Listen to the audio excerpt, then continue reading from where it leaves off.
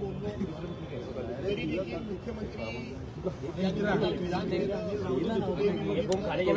मुख्यमंत्री एकनाथराव शिंदे यांनी त्याच्यावर महेंद्र माईक सरळ पकड.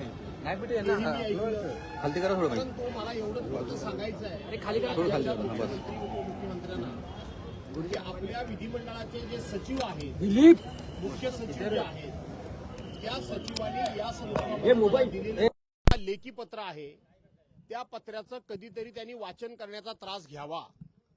एकूण सदस्य संख्येच्या 10% सदस्य असले पाहिजेत असं सातत्यानं खोटं सांगून आणि तुम्ही देखील त्यांचं खोटं दाखवून अशा पद्धतीचं एक चित्र महाराष्ट्रामध्ये उभं केलेलं आहात की आमचे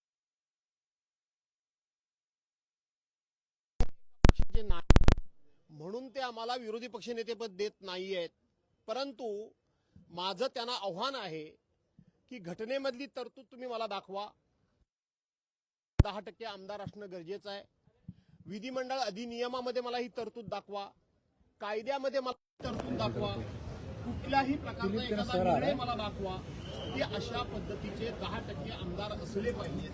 अशी कुठेही तरतूद नाही. आणि तशा प्रकारचं लेखी पत्र मी सचिवांना देऊन त्यांच्याकडून उत्तर देखील घेतलेलं आहे की 10% सदस्य संख्येची अट कुठेही नाही. परंतु हे मुख्यमंत्र्यांना माहीत नसेल का? तर नक्की माहिती असेल. परंतु देताना मात्र 10%ची अट आणि घेताना ती अट विसरायची ही यांची प्रवृत्ती आहे.